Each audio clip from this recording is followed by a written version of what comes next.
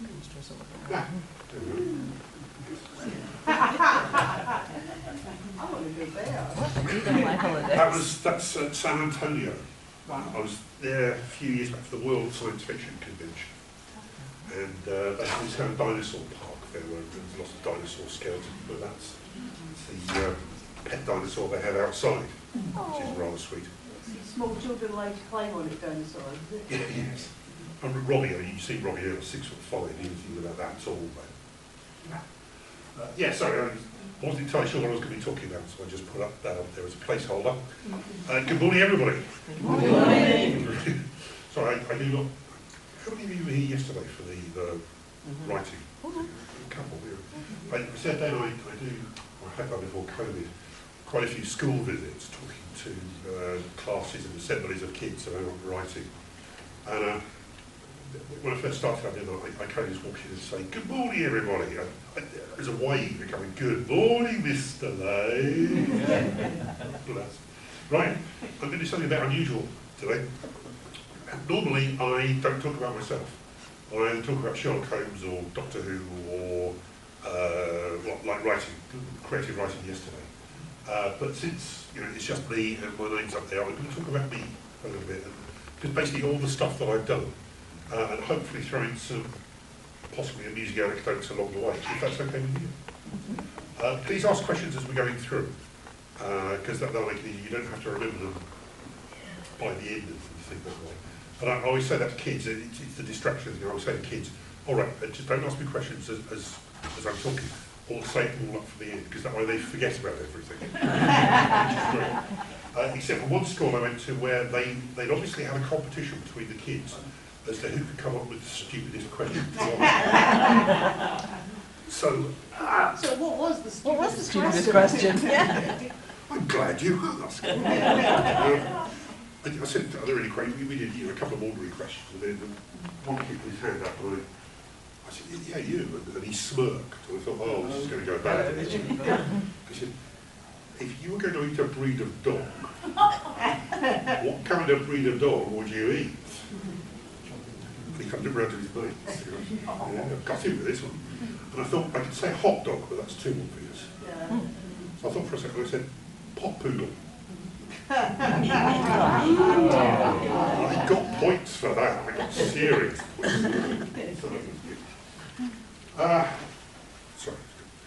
Sorry, my nose is very blocked. I've got sinusitis stuff. So I'm going to keep blowing my nose as we go through. Let me do this. Yes.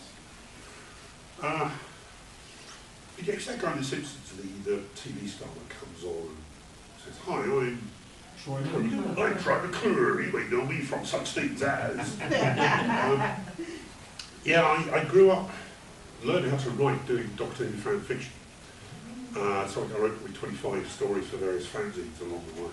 And that was good because, again, as I said yesterday, you start off doing the fan thing. And, oh yeah, Daleks versus Cybermen with Sontarans.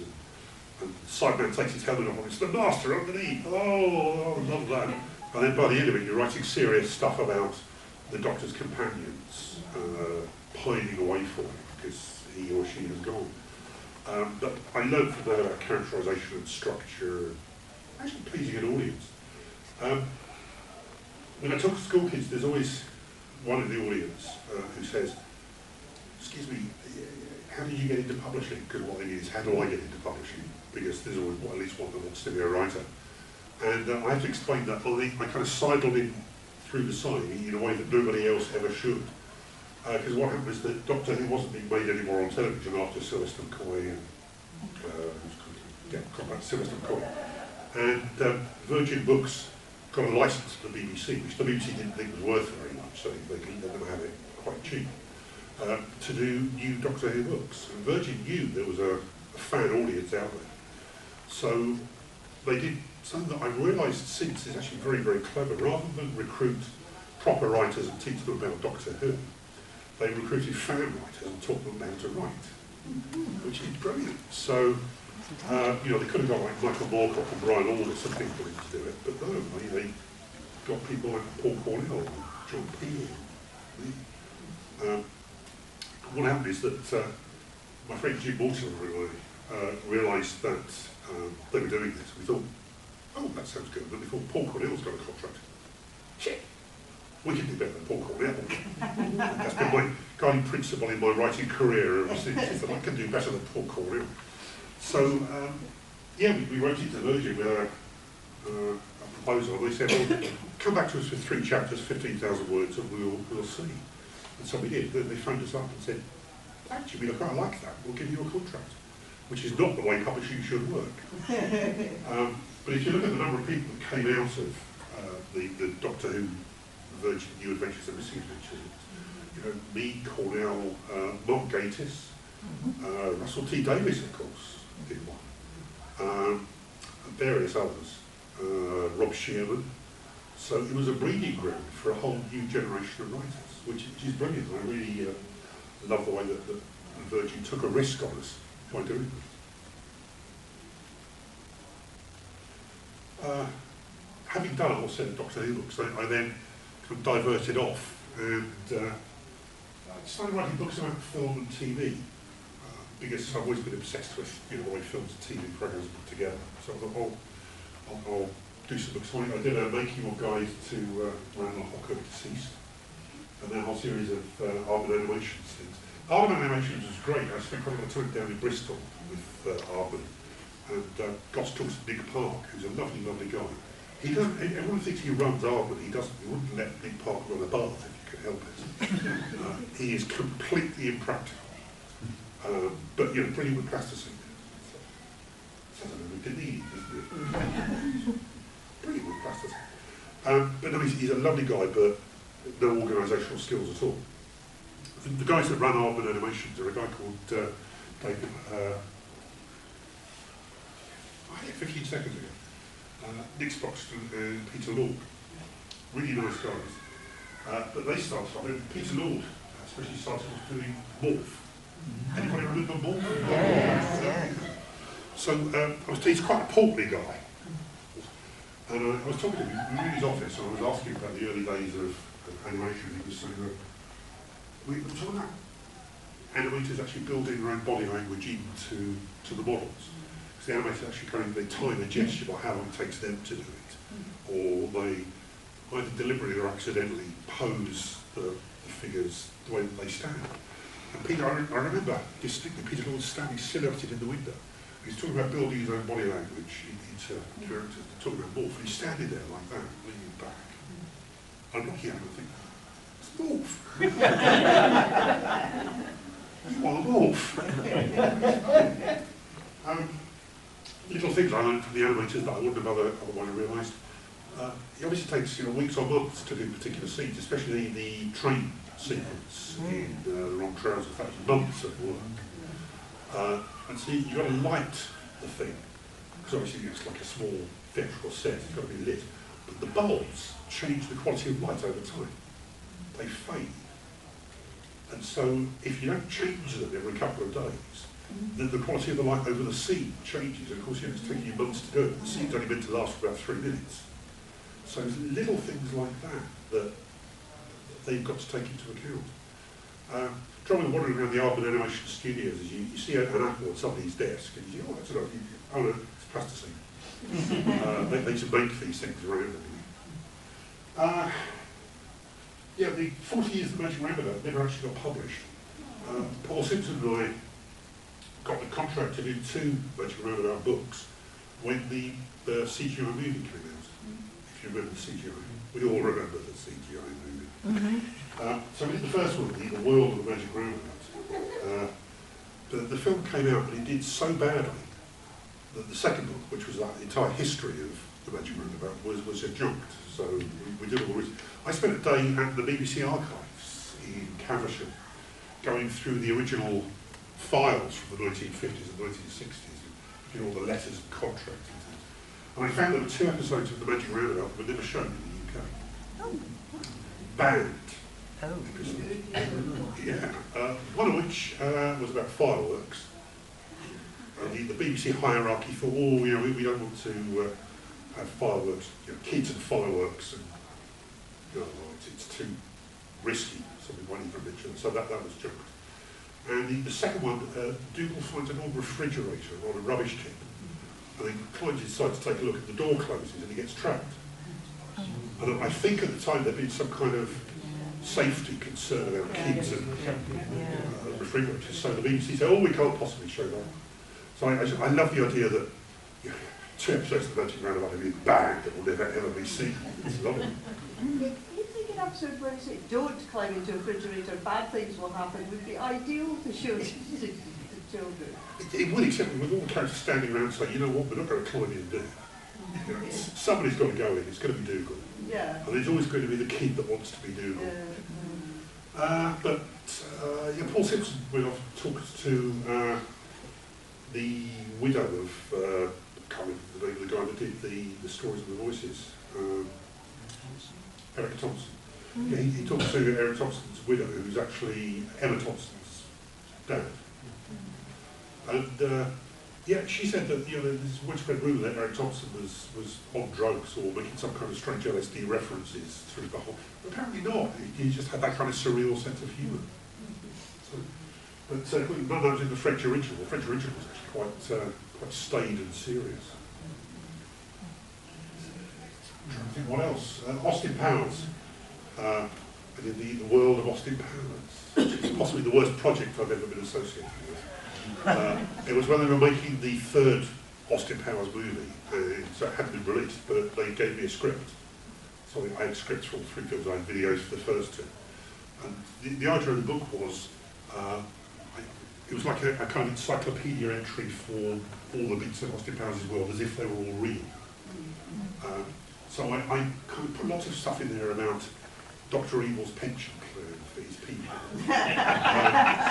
which all got taken out because the film company said, well, that's not the film. Where's that in the script? It's not in the script, I just felt it was in the style of the script. Oh, no. But in order to, I'm going to spoil, has anybody got a burning desire to watch the Austin Powers movies but hasn't done so yet?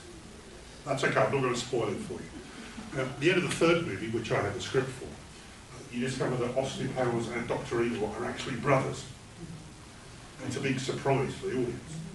Except that because I'd been sent the script early, they took that page off the end. Right. So as not to reveal the surprise to anyone. So I couldn't leak it.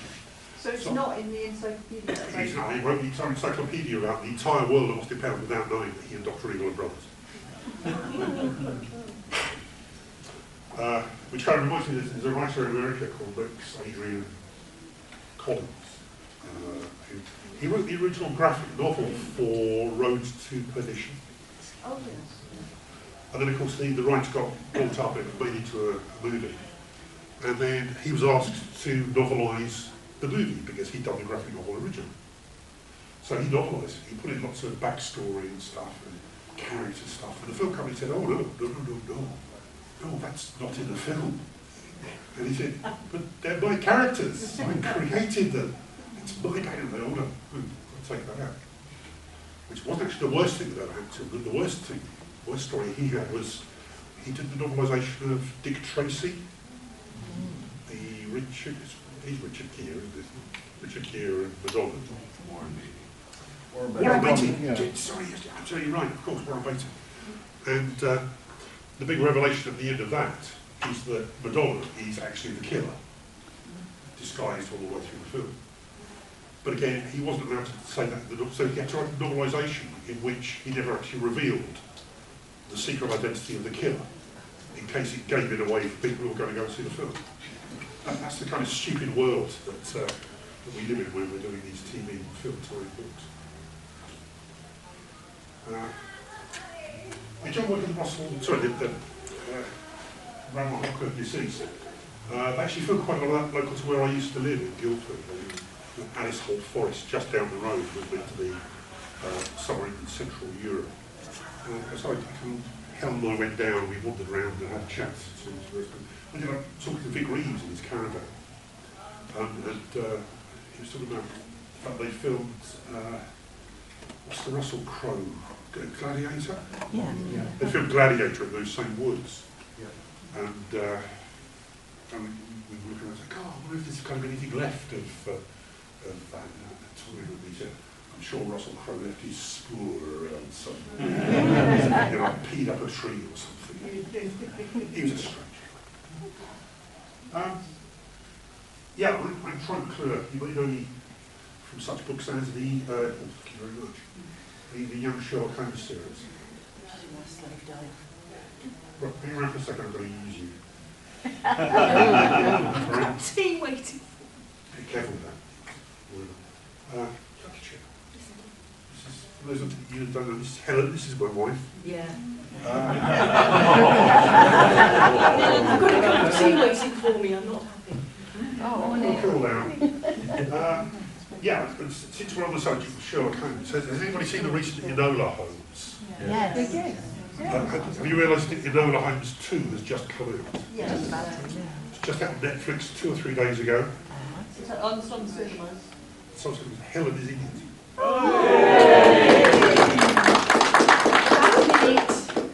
Helen is prisoner number... No, I am a strong woman. Sorry, no, hang on. What? Dave? C542. Prisoner C542. I got 42 deliberately. They said you can choose your own number. Oh, 42! Yes.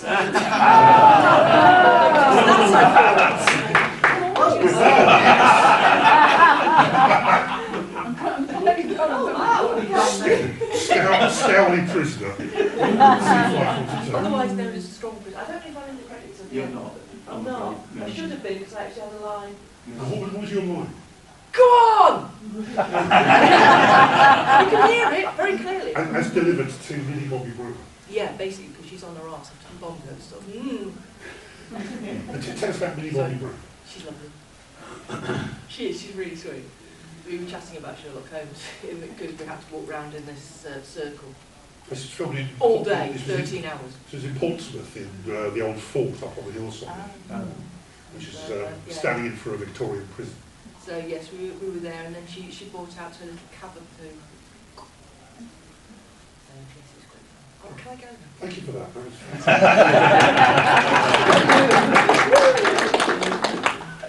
enjoy your tea. Helen's actually in the first trailer for the movie.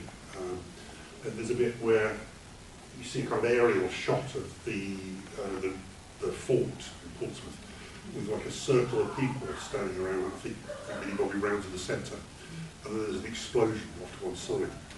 And we watched it. Has it? That's me. That's me.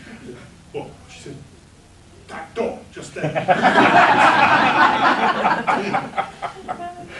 So yeah, probably the biggest thing I've done, I guess, has been these Young Sherlock Holmes books, which I was lucky enough to do. My agent phoned me up out of the blue and said, I don't know if you realise, Andy, but I also represent the family of Arthur Conan Doyle. We're currently working on the collected letters of Conan Doyle.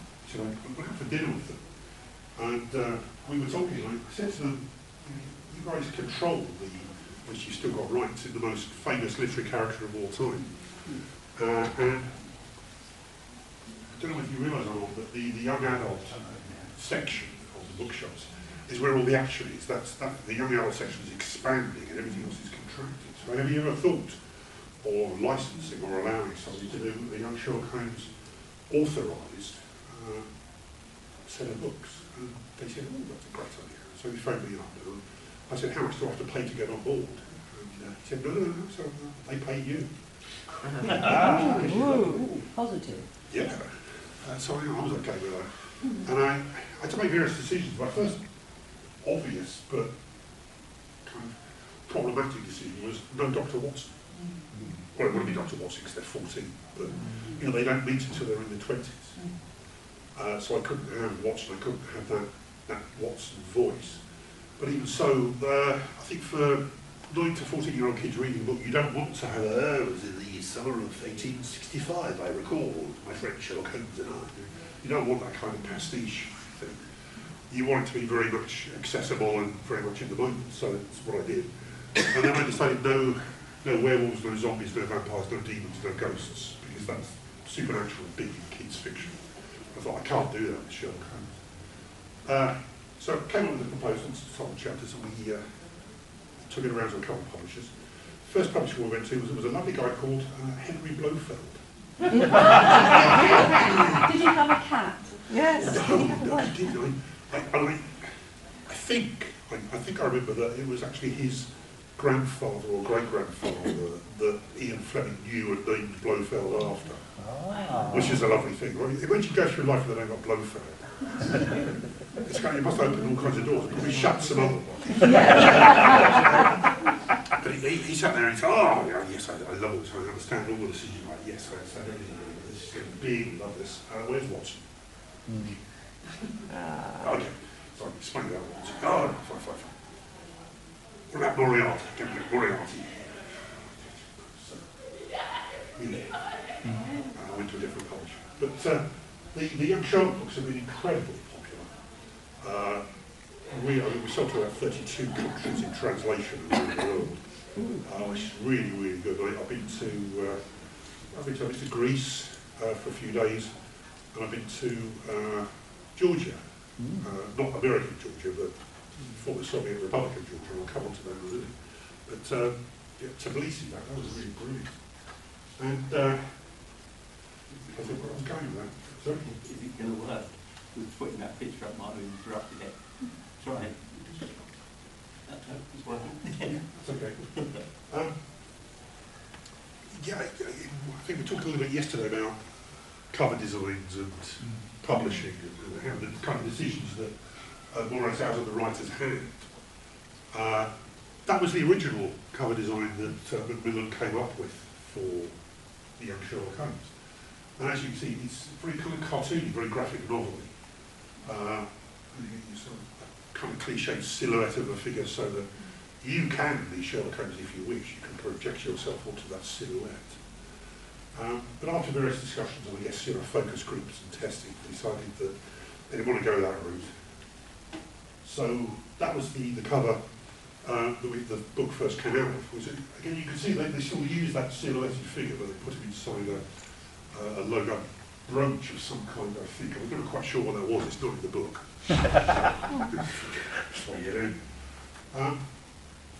But then, as I say, we sold the books to various countries. The first one was... Here, actually. Thank you for scheduling me at 10 o'clock in the morning, David. I really appreciate it.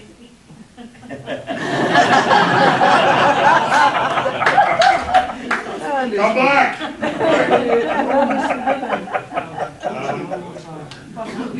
I think I mentioned this yesterday. When the book came out in America, they sent me a big box full of 20 books. I opened it. Oh no, sorry, no, I lied. That's the reprinted UK cover. They decided to go with a photographic cover rather than the more kind of photoshopped illustrated one. So they got some young male modelling and dressed him up in a frock coat and a cravat and everything. So in America, that was the cover. And then, as I said yesterday, Justin Bieber on the cover of my book. Yes, I see what you mean. It's 3 books there which are appealing to a young male audience looking for exciting mysteries and adventures of the spirit. 1 book appealing to 14-year-old girls looking for a boyfriend. I don't think that's to dismiss it, but no, it's obvious they were aiming at them very, very differently. That was the Chinese edition. That is rather lovely, isn't it? That's very Doctor Strange. It's Sherlock Holmes in the multiverse of madness. I don't know what it is. No idea. The second one with the brooch picture, that's too James Bondy. Yeah. It's way too James Bondy. Yes, I see what you mean. And I don't think it really appealed to the audience. So, yeah, I think it was the first 3 books came out with that kind of style. And then Macmillan, the 4th book, decided to rebrand the entire series with this guy who presumably just got in for like 3 hours and took thousands of photographs of him in different ways. Pose like that, pose like that, pose like that. I quite like it. We're trying to, my agent and I are trying to reboot the series at the moment. Macmillan didn't want a 9th book, because as with all series of books, the sales go down slightly on every book. but the international sales are still so strong that my agent and I reckon there is room for maybe starting a new series that's continuity-wise follows on from this, but start with a kind of new book #1, where Sherlock's moved to London and he's living and working with his brother Mycroft. So we will work on that at the moment. So young Sherlock case files or something, yeah. We've spent quite a long time trying to come up with it. I didn't think, because Mycroft, in my version of the universe, is running the new British Secret Service. So I thought Sherlock Holmes teen agent, but that's a little too, kind of contemporary. So at the moment we've gone with Sherlock and Company, because he's got a small group of friends that he's working with. So what age has he got up to? Yeah, that's another thing. Because at some point he goes to university. He does. Yeah. It's only quite sure which one. Might be both of them. Yeah. Yes, that would be. Yeah, That would be very Sherlocky, wouldn't it? Yeah. Take the best of both. No, Macmillan refused to let me say how old Sherlock was. Yeah. And they said to me once, how old do you think he is? I said 14. And they said, oh, no, it's too old. The 12, 11-year-old kids reading it want to read about kids their own age. They don't, because I've asked them.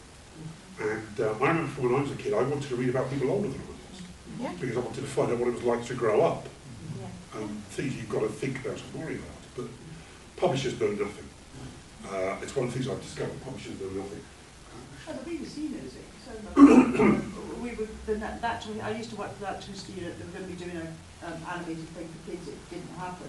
But we got other bits of the BBC and they're going, yeah, if you're aiming at 8-year-olds, the characters have to be 10 to 12. If you're aiming at 12-year-olds, the characters have to be 14 to 16. Yeah. I remember as a kid, there was no such thing as young adult stuff when I was a kid. You went straight from Enid Blyton to Ian Fleming or Agatha Christie. Yeah.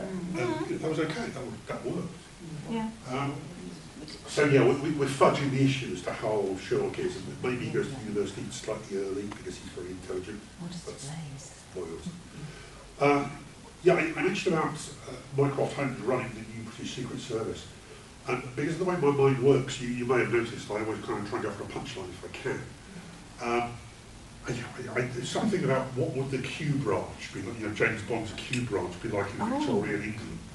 Yes. And would they be using kind of phrenology to try and predict what the villains are going to do? Yes, his head bulges slightly in the back, therefore he's a villain. He's going to CSI Victorian London.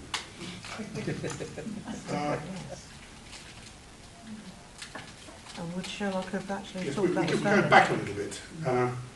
I was filled in doing some more spin-off novels and novelisations. So anybody remember Bugs from the BBC back in the day? Yeah. I did have the Virgin Books. I got the contract to do 5 Bugs spin-off novels, which failed completely.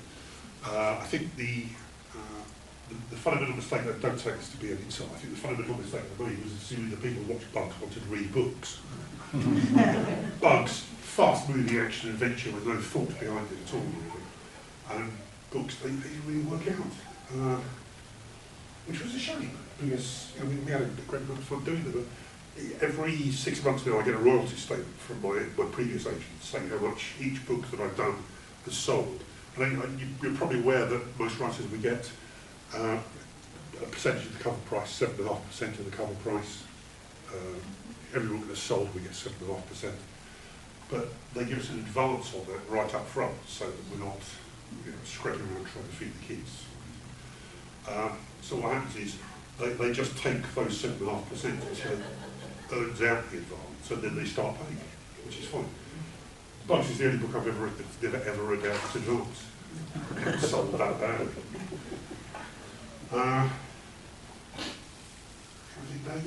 Torchwood was a great experience. I got phoned up from the car. This is the days when I actually had a real job. I was in the car coming back from a meeting in Bristol. The phone rang, and I didn't want to answer it, so I kind of pulled off into the service station to phone back. And it turned out to be this guy from the BBC Books, and he said, we'd like to commission you to do a book, and we're going to commission 3 of you to do these. The first 3 books of this series. And we can't tell you what it is. Because it's still embargoed and secretive. We don't want anybody anything getting out. So, are you interested? Okay. Can you give me some kind of more of a clue as to what it is? And I remember this. He said it's kind of like a crime series, which it kind of is in a strange way. It's just very, very strange crimes. But I remember I said I'll do it, and then I was driving back home, so I was living in Guildford at the time. So I'm trying to think, what could this be? BBC, but it's some kind of really big budget thing that I don't want to reveal, and it's kind of like a. I worked out one or two things. It's either going to be Torchwood or CSI London. Yeah, CSI London. I think that could work. Every now and then in the Twitter group I'm on, people say to me, people say to all of us, what kind of Doctor Who spin-off would you love to do if you had a chance? And I always say CSI Gallifrey. Where the murder victim can give evidence. It writes itself, doesn't it? The whole thing just falls out. It's either that or I want to do a kind of, is it Succession?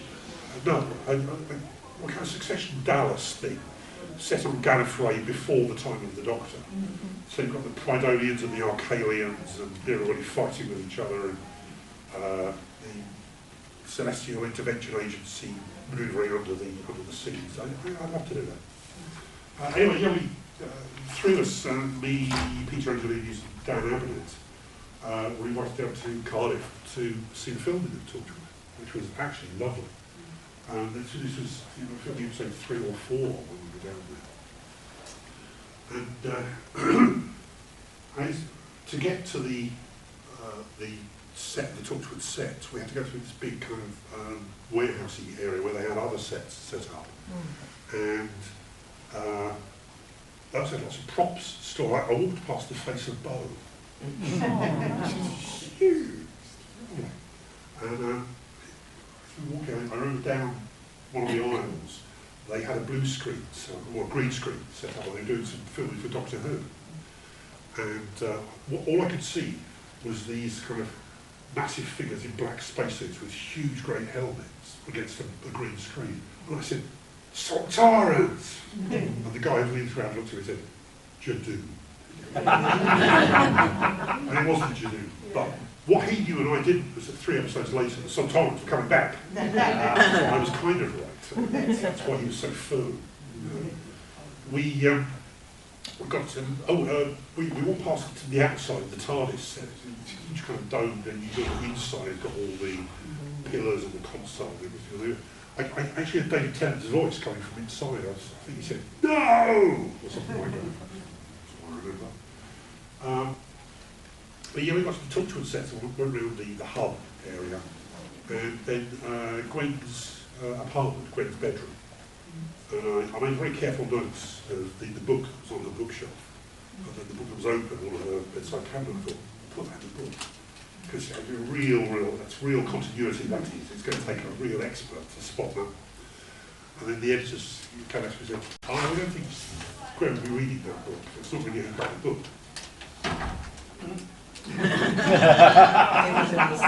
But it was on her book. And I said to Gary Russell, who was taking us around the set, I was kidding him. I said, actually, while we're here, Gwen's got a lot of books. Can I slip one of my Doctor Who New Adventures onto the shelf? And he said, if you do that, you will never work for the BBC ever again. So I said, possibly not worth it. Great for the fun, but maybe not for the career. I remember I had Tosh, the Japanese character. I thought, you know what, I'll have her speaking Japanese at some stage. So I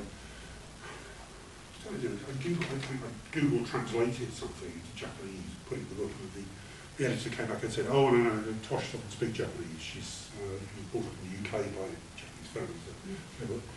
5 episodes later in the series, she's speaking Japanese fluently. Because they didn't actually know what they were doing when they came up with it. But that was actually a really fun experience.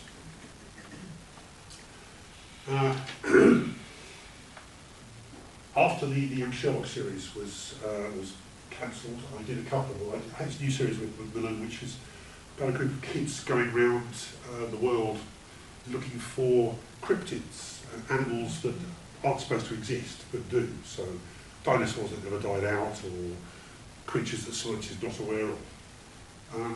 Doing my research for this, I was quite a lot of research. And scientists these days will say if you pit a biologist up against a wall, which is always a good thing to do, they will tell you we only know about a quarter of the creatures in the world at the moment. And that is quite an incredible thing. 3/4 of the things that are out there, we don't know what they are. Maybe because they're in the middle of jungles or deep underwater or Arctic caverns. Very, very, very small. Or they're beetles. There are an awful lot of beetles. I think it was J.B.S. Haldane, who's a contemporary of Charles Darwin, said the Lord does love beetles. Statistically, we are beetles. We are all the fifth beetle.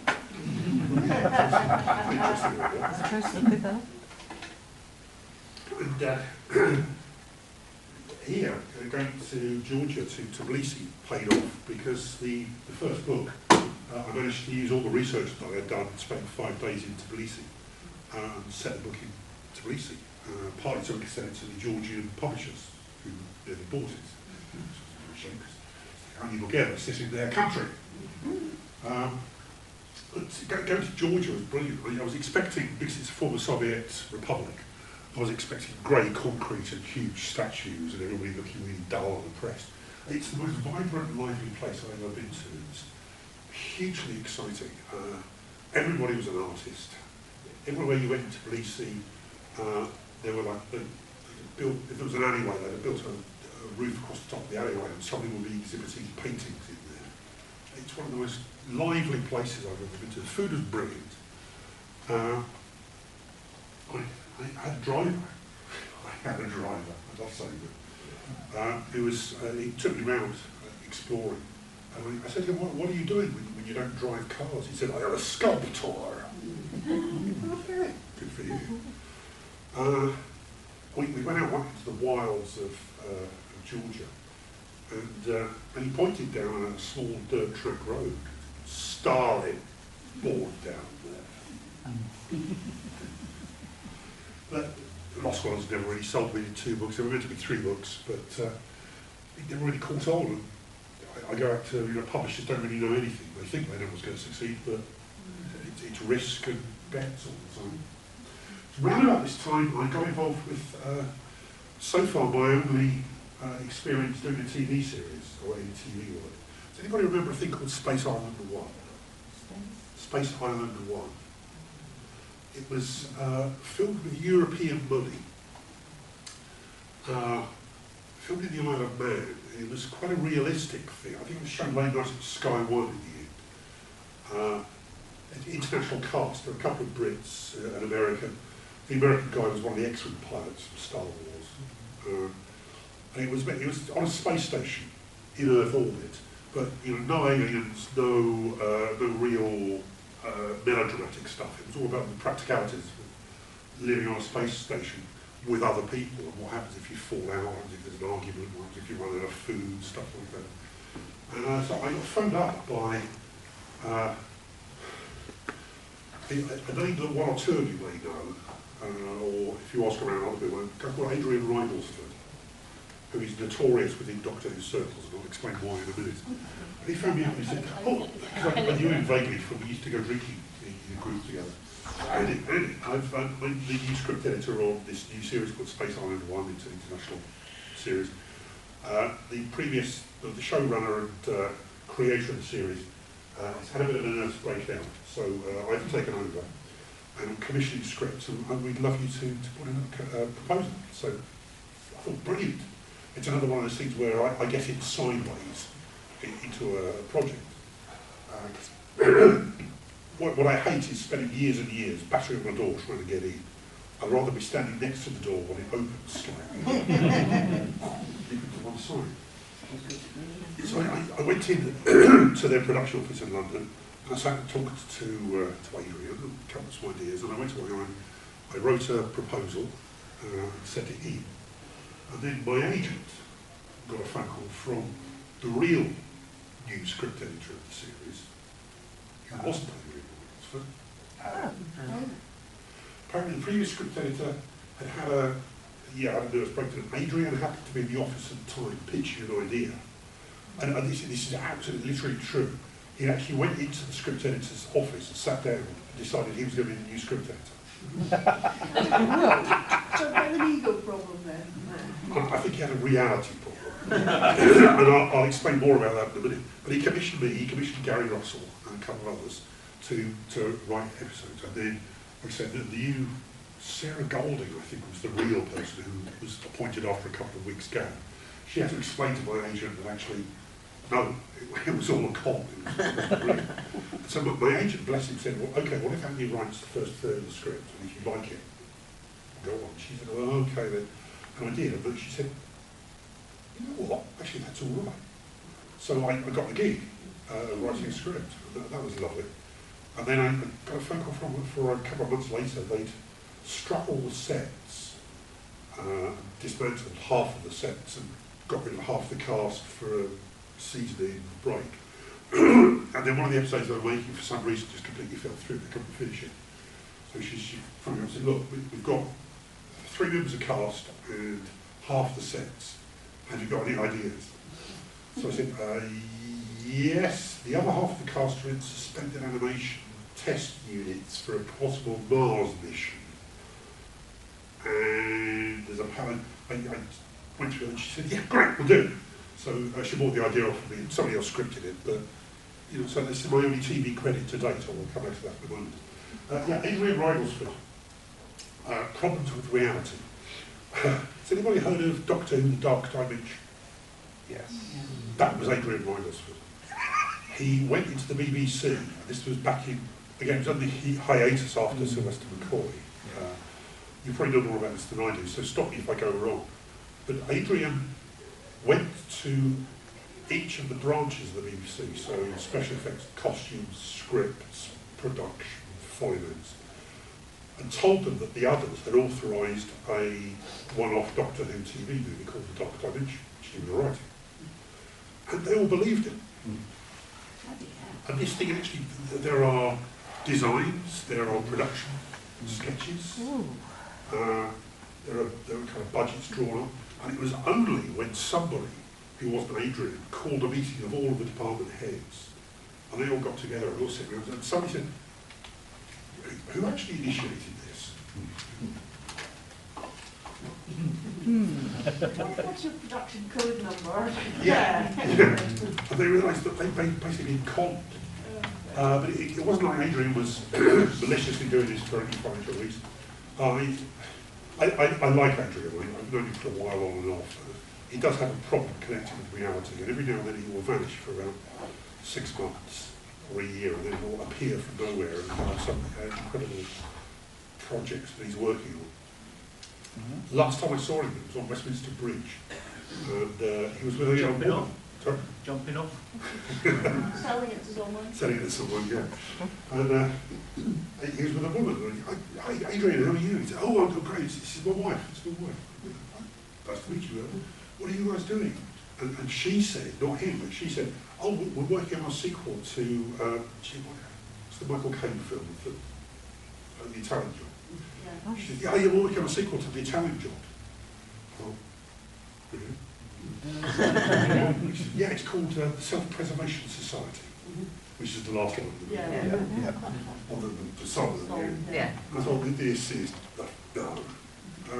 But he did invite me. I think it was about a year before that. He phoned me up and said, I'm organising a theatrical event with Brian Blessed narrating The War of the Worlds. I thought, well, okay. And he said, come on, we're doing a staged reading of it, just to get people on board. And we went to a little kind of office thing in the British Museum, I think. And Brian Blessed was there. And apparently he's Adrian Wigglesford's godfather. I never knew that until later on. But I sat there for an hour while Brian Blessed basically improvised The War of the Worlds with sound effects. It's one of the most incredible things I've ever, just watching the master at work. Oh, it was quite, sorry, that was a complete diversion there from the deal. I said there will be humorous anecdotes. I've ghost written, I mentioned this yesterday to a couple of people, I have ghost written some crime novels. I've never told anybody this, but I've told people I've ghost written, I've never actually said what I did.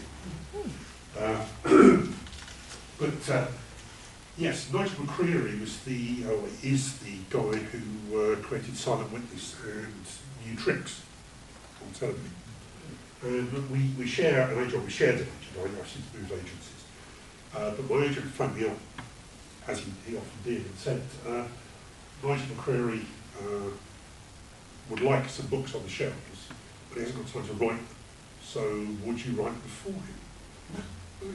Okay, yeah.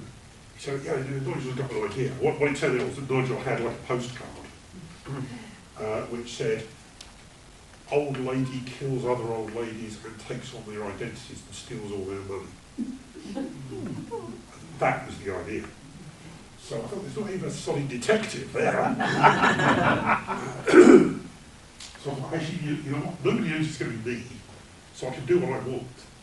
I will come up with this. I came up with this thing called Still Waters. About this old lady who moves from place to place, town to town, finds a vulnerable old lady who's living on her own, moves into her house, kills her, takes over, strips all the money out, and then moves on. So I got every second chapter is from her point of view as she moves on and on and on. But the intervening chapters are from the point of view of the detective. And I thought, okay, let's strip this down to basics. I need a detective. All detectives have problems, obviously. They're either, you know, morose alcoholics like Morse, they're obsessive compulsives like Monk, they're in a wheelchair like Ironside. You remember Ironside, sir? Yeah. Every detective has an issue of some kind. So I thought, all right, I'll give my detective a medical condition of some kind. What is the strangest medical condition I can come up with? And at the time I was reading a couple of books by Oliver Sacks. He's a neurologist, American neurologist, the man who took his wife for a hat. And I was reading something, he was describing a thing called synesthesia, which is where there's a cross-wiring of the senses, so that you can see something, but that will associate itself with a noise, or you can hear something and you will actually feel the sound. And it's almost impossible to imagine if you're not experiencing it. But the one I remember was, Oliver Sacks was writing about, there was a guy who, when he tasted things, he would feel them. So the taste of chicken was like sharp needles in his skin. And I thought, what a brilliant, brilliant thing. Because you can go in all directions with that. But then I thought, well, if I do that, if I do it a visual thing, it's people are going to say, oh, you're only doing that because it can be used in a TV thing. It's, you're obviously setting up a possible TV. So I thought, I mean, looking back, this was stupid. But I thought, okay, let's do something that can't be filmed on TV.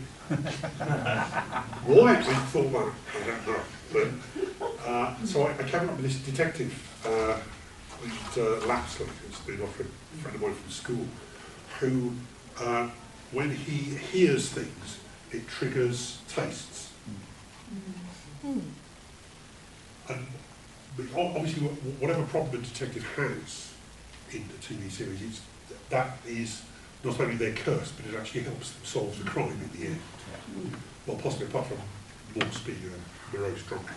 I don't think that ever helped him that much. So what I have is this thing where Lapsley, the detective, when somebody's lying to him, he can hear the stress in their voice, but it translates into the taste of grapefruit in his mouth. So he always knows when somebody's lying. It's like a human lie detector. But obviously there are things that completely go wrong. There are, if he's in a crowded room, it's like he's been flooded with a taste of dried blood in his mouth, so he can't be in company. And actually, that was a huge amount of fun writing that, because it was just, again, knowing you as me, I could do whatever I wanted, go off in a completely random direction. So I did, and we got some good reviews, and then I did a second one, and I did a third one. And, the first one was republished They changed the title. The publishers decided that Still Waters wasn't gritty enough. So they changed it to Core of Evil. She wants a new life, she's taking yours. Which, okay, publishers, what are you going to do? So, yeah, that was great, very lucrative, because unlike most ghostwriting gigs, I actually got half the money. Normally you only get like a flat fee, but my agent negotiated that I would get half of everything. And that was great. Except that, as time went on, I realised that Nigel had told the publishers that I was writing the books. Which was a problem. It kind of became obvious when they had editorial comments, and they phoned him up, and he would obviously say, oh, yeah, let me think about that. And then he put the phone, he phoned me up, say, Andy, they've asked me about this, what's the answer? I'd give them, he'd phone them back up. And it was a bit of an awkward thing. I realised we were doing this one step removed, but okay, that's his problem, not mine. He's the one I had a contract with. Which is great until the fourth book. We started the fourth book, and somehow the publishers realised that actually Nigel wasn't writing any of the books. And they threw a bit of a wobbly and said, no, you're writing the fourth book. And so he did this shit. Really, I mean, I think he did it in like 2 weeks. It was terrible. So they then had to get another writer to rewrite it. And it all went badly wrong. I still talk to Nigel every now and then. He's a bit like Adrian Reinholdsford. He comes up with these brilliant ideas and he expects other people to go off and do them for him. He phoned me last week and said, oh, Andy, phone me back, I've got an idea for a project. Okay then. I'll probably do that later on today. But yeah, that was my ghostwriting experience. Oh, there we go. And then, oddly, because of the success of the Young Sherlock Holmes books, I ended up writing books for other countries that didn't get published in the UK. So I got contacted by a company in America who they had this kind of bizarre, quite interesting business plan where they would take projects that were in turnaround in the movie studios. They were a spin-off from a movie studio. So they'd take projects that had halted, that were in turnaround, and then try and get them done as novels to reignite interest in doing a film script or TV script. So they had this idea of Robinson Crusoe, so Daniel Defoe, 15 something, 1916, 05, something like that. 16. Oh, it's later, it's about 1630. Reimagined Robinson Crusoe as a 14-year-old, because they're always 14, rescued from his desert island after 4 or 5 years, brought back to England, but he's got all these amazing survivalist skills, which he then uses in conjunction with, we're going to go back to Mycroft and the British Secret Service. The origins of the British Secret Service actually started off in about 1611, 1612. So, yeah, Crusoe getting involved with, wasn't Francis Walsingham, it would have been somebody else. Sorry? Walsingham. I think it was Elizabeth, wasn't it? Elizabeth. Yeah, I think a little bit on from that, but Yeah. Right. setting up the British Secret Service with Sir Isaac Newton as Q. Oh, yes. Again, Yes. it kind of Yeah. writes itself, doesn't it? Yeah. So I did 3 of those, and that was pretty. It was flat fee for each one, so I didn't get royalties. But it was quite a good flat fee. Never been gone anywhere in terms of film or television, but yeah, again, I keep circling back to covers because it's something that interests me. Those are the covers they use. A guy called Lars Pearson, I think he's an American graphic designer, very contemporary. He's done a lot of Star Trek stuff, funnily enough. He's done some Star Trek posters. But he came up with these, I think they're lovely. I think they're very gritty, interesting and contemporary. But that's not the first idea that the publishers had. That's very much, that's like kind of the bridge to Terabitha. You know, fantasy, rotted wood, the ship seen through the hull. But then they thought, I think again they tested that with audience groups and get traction. So they went for that, which is probably a good idea in the end. I did a series of, it's more recently now, this is about 3 or 4 years ago. I got a contract to do a series of books for a British publisher called Agent Without License. And the idea here was, it was a kind of Anthony Horowitz, Stormbreaker, teenage spy, but perhaps done more realistically. So, how would a real 14-year-old, because I was 14, how would a real 14-year-old actually get dragged into really kind of realistic MI5, MI6 shenanigans? So I did these, again, I think, apart from the kind of the moodiness of the kid, I think those covers are actually lovely. And yeah, I kind of regretted that we never actually continued on with that series, because it was good fun. Then, as I say, I have done books for other countries. I did the 3 Crusoe books for an American publisher. I got contacted by a German publisher. Yes, the Young Sherlock Holmes books. I said it's sold to 32 countries. Germany is one of them. Easter's nodding. Easter's nodding up the back there. Yeah, the Young Sherlock Holmes books go down a treat in Germany. Do you want to say something about that? Well, Do you want to talk about your friend or your niece? oh, yeah, I have one of my oldest friends, they have a daughter, and she's absolutely obsessed about the Young Sherlock Holmes books. They were translated into German, and through her I got to know that it's not just sort of like single people, but it's a whole, not generation, that might be too much, but it's a whole young audience in Germany sort of like gobbled them up as nothing. She and sort of like her friends, they've read them as soon as they came out, and because she couldn't wait until you've written the next book. And what was it, one Christmas or New Year or something, we found out, because we couldn't go over to Germany to see family and friends. And we phoned up my friends who just say hi and Happy New Year and stuff. And that was at New Year's Eve. That was New Year's Eve at Dave and Ali's, wasn't it? And you and Helen were there. And we got Veronica on the phone speaking to Wendy, and she was over the moon. It was absolutely fantastic. And that was lovely. Yeah. It's one of the problems of being a writer is you don't that often get to engage with your actual readership. Yeah. But to actually talk to somebody who's read the books and loved them. Yeah. It's great. I still get emails through my website from kids who have read or are reading the Young Sherlock books. Well, she was, what was the age? I think she started when she was sort of like 16, 17 reading your books, and now she's sort of like 58 yeah. So yeah, I got contacted by a German publisher, not the ones who did the Young Sherlock books, but a company called Ravensburger, who are the biggest producers of jigsaw puzzles in the world. They're a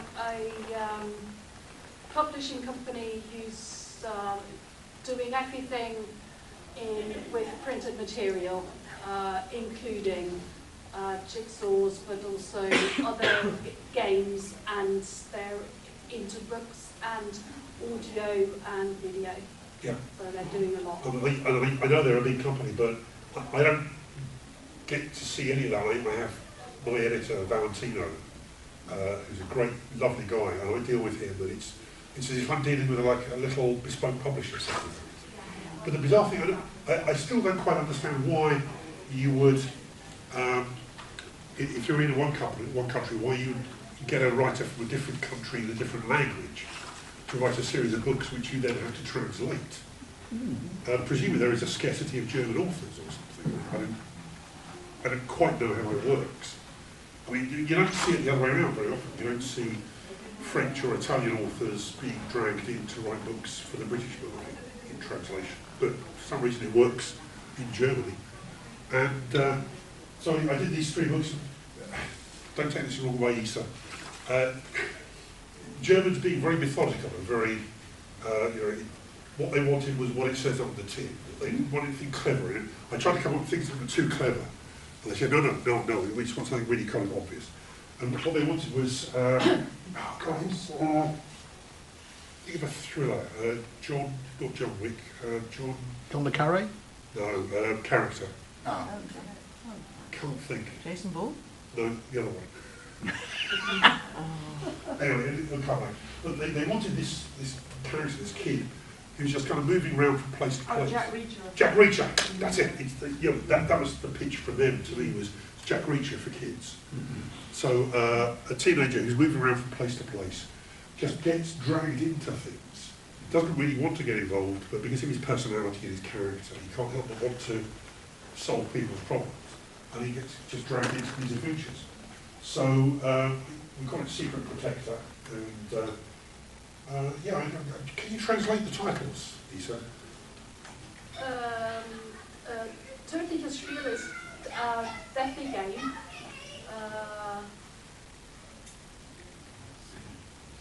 The second one is The Safe. And what's the other one? Huh? Something like Dangerous Inheritance, maybe? It's not what Yeah, that would make sense given the plot of Dangerous Inheritance. Yeah. Yes.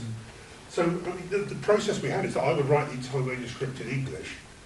I would email it to Valentino in Germany. He would then edit it in English, because his English is very, very good, and send the comments back to me. I would rewrite it, send it back to him. And then when he was happy, he'd give it to the translator, who would translate it to German, and then there'd be more comments because of the translation process, which would come back to me. So it's quite a complicated process that we were going through for this, but it was good fun. I really enjoyed working with them. And I'll come back to Ravensburger in a minute, because the relationship continues. Are they set in Germany? No, the first one is set in New Orleans. Well, actually, I think 2 of them actually end up in Germany. The first one is New Orleans and then goes to Berlin. And the third one, just as a joke with Valentino, I think Ravensburger are based somewhere down in the southeast of the country. Can't quite remember where. But I've actually set the book around there in one of the old schlosses. And Valentino said, yeah, I see what you did there. It's just down the road from the office.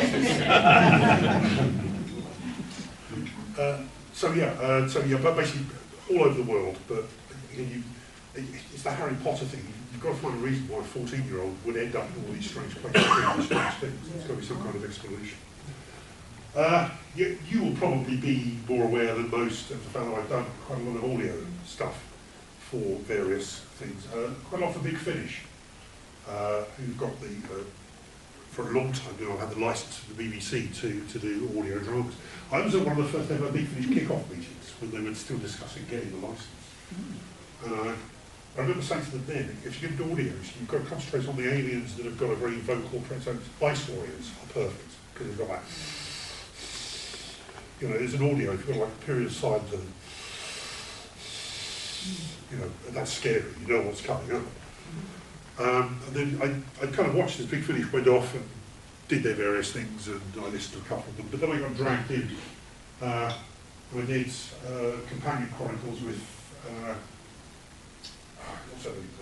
Susan, Caroline Ford as Susan. And then I did Lee Quills as Polly doing a second Doctor one. Did a Colin Baker in Paradise 5, which was a script that had originally been half written by P.J. Hammond back in Colin Baker's day, but then abandoned.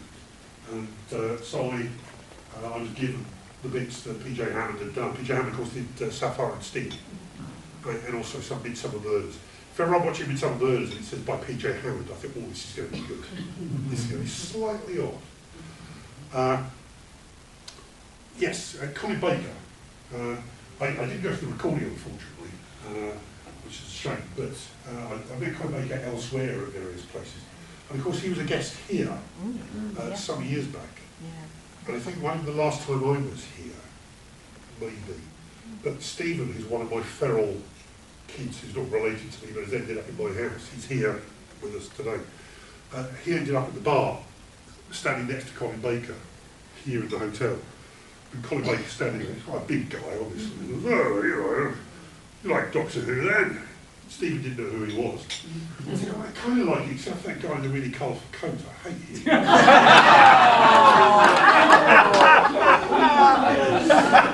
I still remind Stephen of that. 1,020 Wings, Sylvester McCoy. I actually did go to the recording of that. That was great fun. He's a lovely guy. He's all over the place. But and again, there's these kind of little joke things that get built in that most people don't realise. David Richardson, who produced 1,020 Wings, actually got most of the remaining cast of Tenko into that.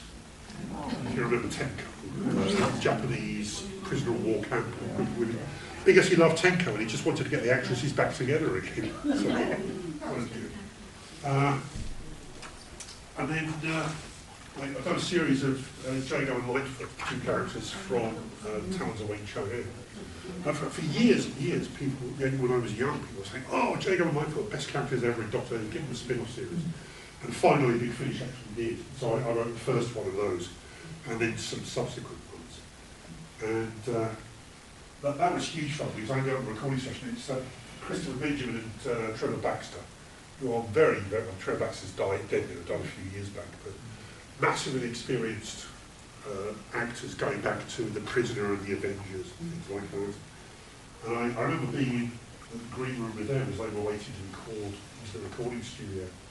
And I was a bit starstruck the way you are, and I was trying to explain to Trevor Baxter my theory that Lightfoot was actually, because they're Victorian stories, so Lightfoot is actually a kind of suppressed gay homosexual who's had an experience in China when he was out in China, which is mentioned in Doctor Who.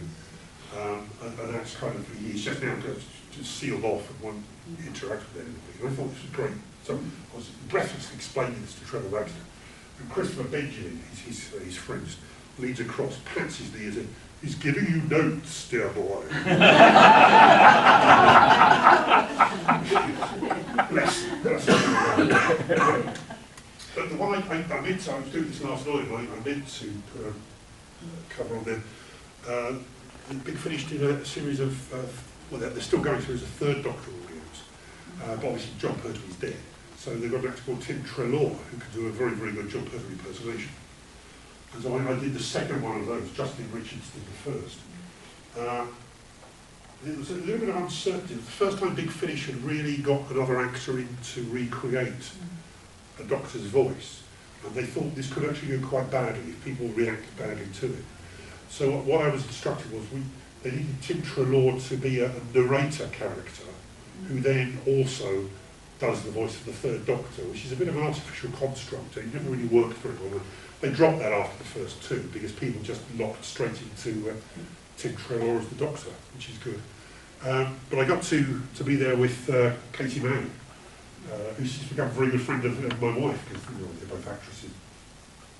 But Katie was absolutely super. I made the mistake when I wrote the original version of the script of, it was Katie Mann and Richard Franklin as Mike Yates. And I wrote him getting most of the action. And Katie, not trying to be arrogant or anything, but Katie quite rightly said, I think people are going to be buying this partly because of me, not so much Richard Franklin, so I think I need more of the dialogue. And she was absolutely right, so I rewrote it so she had more of the dialogue. But one of my favourite moments ever from anything I've done was during a recording. You'll like this, Sam, it's a voice acting thing. Because, right, so, how many of you have been Doctor Who fans? Right. Carnival of Monsters. Yes. My thing, the Havoc of Empire, was kind of riffing on Carnival of Monsters in terms of style. A little bit of Curse of Peladon as well. And in carnival of monsters, we've got these huge kind of dragon-like creatures, or dragon worms, called the Drashigs, which Robert Holmes invented. Drashig is an anagram of dish rag. That's Robert Holmes all over. Was, you know, let's have something like that in plain sight that nobody will realise. Drashig, dish rag. So I thought, okay, well, in homage to Robert Holmes, I will create a monster named like the dish rags. The Drashigs. So I thought tea towels, yes. So tea towels. Write the letters in a circle or do the anagram. Atto eels. So they're eels, they're called atto eels. Okay, it's about the best I could do. So I have these things, so we've got a space station, we've got these eels which are, you know, paired, the huge, great, slimy eels. And at some stage things are going wrong, and the Doctor orders Joe Grant to flick a switch and open the doors, let the eels out, in order to defeat the bad things that are going on. It's one of those things where you really ought to read lines out loud to yourself. There were two problems here. One was I didn't read the line out loud to myself. The second one is I'd forgotten, of course, that John Pertwee had a lisp. And so Tim Treloar plays John Pertwee playing the Doctor with a lisp. So I had the Doctor shouting out, and you've got to imagine we had these booths, like phone booths with microphones. Tim Treloar in one, with the glass thing so you could see her. Katie Manning in the next one with the glass thing so you could see her. And so, you know, Tim Treloar, very sternly saying, "Release the eels, Joe." And Katie Manning just dissolved. She just started hysterically crying and laughing. She sunk down in the phone booth. It took 10 minutes to straighten yourself up. So yeah, I learned from that. More recently than anything, I've been doing some BBC audios, because the BBC have realised that they can make money from Doctor Who. So I've done two 8th Doctor audios, but basically I write them as a 10,000 word story, and then it's narrated, not by Paul McGann, but basically read out by Dan Starkey, who plays Strax the Sontaran and various other Sontarans. And when I got the first one through, they sent me the final version. I was thinking, Dan Starkey, 8th Doctor, how's this going to work? How's he going to do the voice? Actually, he does it perfectly. He does a pitch perfect. And to the point where he's picked up things that I didn't realise about Paul McGann. Is that he's actually got a Liverpudlian accent, which I never realised until Dan Starkey did it. I thought, oh, you're right. He's got a very slight Liverpudlian accent. But also with Paul McGann, when he's doing the Doctor, he talks very, very fast and then slows down. But Dan Starkey picked up on that as well. So if you get the chance, get hold of those, because they're really good. I just delivered a third one as well, called the Teeth of Ice. And again, because I love Doctor Who, and I'm trying to go back and riff on things. But here I'm trying to riff on the Philip Hinchcliffe years when he was doing classic horror movies in Doctor Who. So we had The Brain of Morbius was Frankenstein, the Pyramid of Mars was The Mummy, the face who he was. What's the one with the Horror film? No, the one with Diggy doing the thing. Right. Yes, that one. It's basically the werewolf. The Marestron was in the big spacecraft. Antimatter. Big glowing monster. Oh yeah, it's the something of evil. It's not the face of evil. It's not the face of the other thing. The other thing of evil. Yes. I'm going to do that, so I'm going to write something called The Other Thing of Evil. Actually, that would be quite funny. Basically, the Scent of Blood is vampires, but not done the way you'd expect. The Code of Flesh is Frankenstein, but not done the way you'd expect. And then the third one, the Teeth of Ice, is werewolves, but not done the way you'd expect. What's the time, by the way? Where are we? What's going on? Yeah. It's gone 11:15. Oh my God, I've been going on for an hour and a quarter. You guys really want to go. I'm coming to the end anyway, so just things that are just kind of bubbling under. I've been working with Jamie Anderson, son of Jerry Anderson, on a thing called Firestorm. We've been working on this for, he's been working on it for about 5 or 6 years or more. kick-started a campaign. You see the way it's done. This is not super marination or hyper marination or mega animation. This is what do you call it? Ultra marination. It says it right there. Yes, it does. You can cut that bit out. You can see, if you haven't already seen it, go to YouTube. There's a whole kind of Kickstarter episode that they've done. But She backed you, yeah. I backed it, yeah. Well, thank you.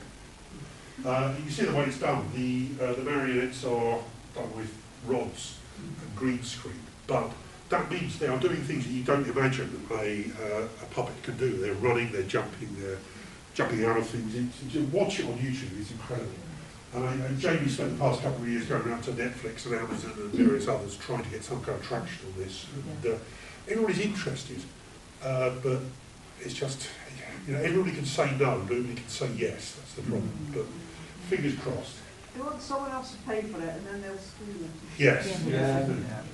And then I've also more recently done a reboot of UFO. I say reboot. I mean, I consider it to be like a cover version. So if you do a cover version of somebody's song, if you copy it completely, then you think, well, what's the point? But if you do something completely different, you think, no, you just abandon the original. So you've got to find a point in the middle. So so this is audio with Big Finish, reimagining UFO. I mean, in my case, trying to answer some of those questions that bothered me when anybody watch UFO when you were younger? Yep. Yeah. It's one of my favourite ever series, apart from Doctor Who. I love it. But even as a kid, Harlington Straker Film Studios. Who was Harlington? Straker, I remember, but Harlington? Well, yeah. So I've got Harlington in there, just to explain where he comes from. Things I wanted to get in, but I decided possibly weren't a good idea. If Skydiver says Skydiver on one side, sky is the flying bit, the diver is the submarine, what does it say on the other side?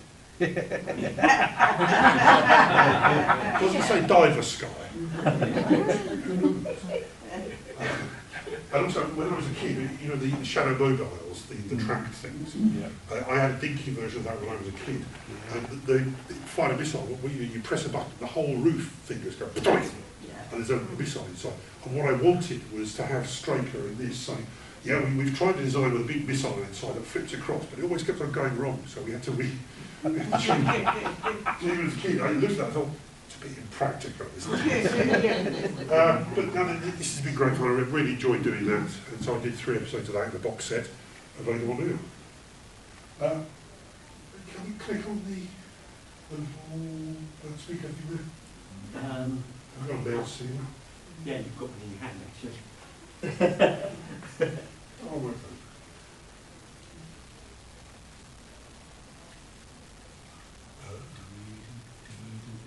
As they used to say in that private life, just don't have baffled by new technology.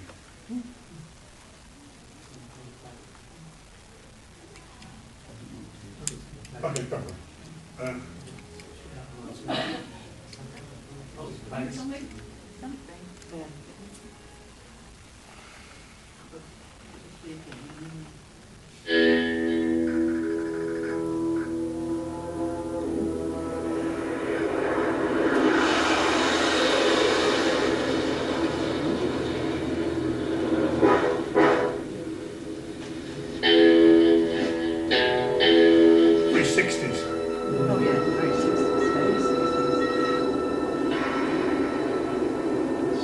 SD1 to Fort Yuma. SD1 to Fort Yuma, do you read me? This is Fort Yuma Air Force Base, reading you loud and clear, SD1. Do you read me? Gay, it's good to hear a friendly voice. Yes, I've noticed there are a lot of new faces around air traffic control. And they don't smile much. How did you sneak back in? Well, one of the new faces decided you were getting a little snarky. I might respond better to someone you know. Apparently I passed the security clearance. So, how's she handling? Pretty good. You wouldn't believe that anything so unaerodynamic looking could be so maneuverable. Have you seen the back end of this thing? It's almost Straker flying the sky past the skydiver as an experimental aircraft. Impressive technology in there. The canteen sees all and the canteen knows all. Respect the canteen. Are you ready to start the test? That's why I'm here, I guess. So what does the SD and SD1 stand for anyway? I'm guessing that the S stands for secret. As for the D, that's probably secret as well. So what's the first on the list, gang? Simple velocity and acceleration tests. Let's see how quickly you can get her up to Mach 1 and then Mach 2. Stand by. Confirm airspace is clear. Confirmed. Airspace is clear for 500 clicks in all directions. Understood. You were calling? Always. Gang, can you hear that? Is that your engines? No, it's outside the cockpit. Check your instruments. Nothing on radar. Lights are all green. What the hell is it? I'm not seeing anything on my display either. Well, there's definitely something out there. I can see a flashing light reflected in the cockpit. Wait, it's behind me. And coming up fast. You need to climb. Get above. Gay! Gay! SD1, get out of there, now! Who the hell is this? What's your authority? Now, Straker, just get out! Damn it! Get a recovery team out there now! We've lost SD1. Yeah, that's straight up.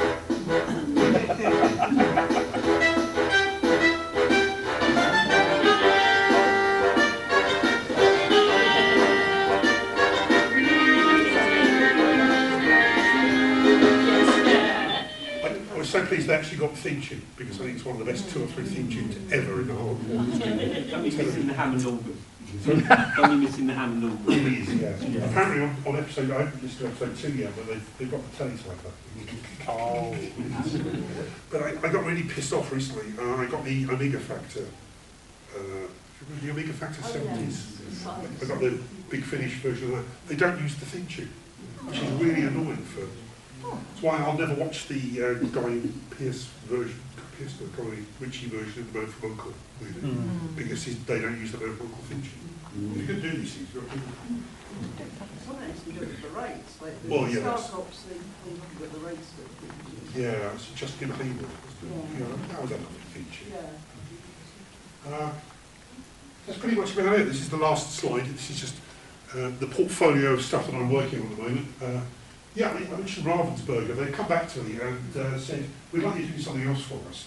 And they started off wanting a kind of Sherlock Holmes thing, then moved away from Sherlock Holmes, and they moved back to it now. But what they want is short, about 40,000 words, so it's about a half novel book length. Mystery novels, but with a puzzle element. So the chapters are all printed out of order. At the end of each chapter, there's a puzzle which you've got to solve to work out where the next chapter starts. Now, you know, if you're older than 12, that's not rocket science. You just look through the book to find out which bit continues on from the bit you just read. But if you're like 8 or 9, it's, oh my God, where do I go next? So we're working on that. I'm just about to get a contract for that. Hopefully, well, we're on now, Sunday. Hopefully tomorrow I'll get the contract, which I'll sign. There'll be 4 novels. I'm working on a series called The Horror, which is contemporary Lovecraftian, Stranger Things kind of horror for kids, set in and around the Docklands of London. No contract yet, but I'm really enjoying writing it. I've got Stones in Our Hands, which is a fantasy novel. The idea there being with fantasy, you're always kind of dealing with tropes. Things have always been done before. But I came up with the idea of magic as being like water. It sloshes around, and there's reservoirs of magic, and you can pipe magic to different places. You can dam it up, or there can be a magic desert where nothing can happen. Now, I know at least one person in the audience has read Larry Niven's The Magic Goes Away, which is a similar idea where magic is like it's like coal.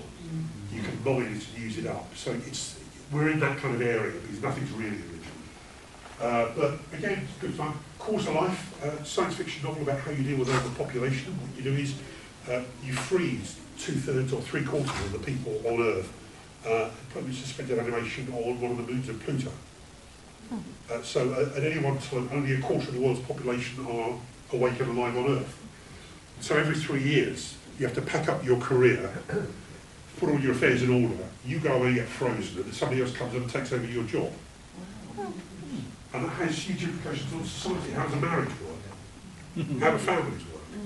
The fashions go round, because as the people coming out of suspended animation, the fashions that they had when they were last alive, are they bringing them all back again? So I'm having fun playing around with that. Life could be quite static. Sorry? The life could be quite static. I think static but repeating in a strange way. It won't progress on very far. Sherlock and Holmes, I mentioned before, it's the follow-on for these young Sherlock Holmes novels with Sherlock in London working with Mike Holmes. And also my agent and I are talking about a kind of Goosebumps for the UK Goosebumps kind of series, which I think it could be called Tarot Road Kids. It's just a working title. But again, supernatural horror. So loads of things that I'm working on, only one of which I've actually got a viable contract for. But that's me. Sorry, I know I've gone on for well over an hour. I'm sorry about that. I realise you have much better things to do with your time. But thank you for being an attentive audience. Has anybody got any stupid questions I can answer, or any really intelligent questions? It's not really a stupid question. I've left my phone upstairs. I don't know where it is, I'm sorry. Is all of this on your website? Apart from the latest 6 months or so, everything's on the website, yes. Right, okay. But yeah, thank you, mate. www.slowdecay.co.uk. Slow Decay was the Torchwood novel I did. If anybody can tell me where I got the name Slow Decay from, I will buy you a drink at the bar later on. Really? It's Leonard Cohen's song. Also a Pink Floyd song. The word slow decay turns up in Leonard Cohen and a Pink Floyd. Anybody else, or shall we all just kind of slope out in a very embarrassed fashion? Thank you. Okay, well that's it. Thank you very much.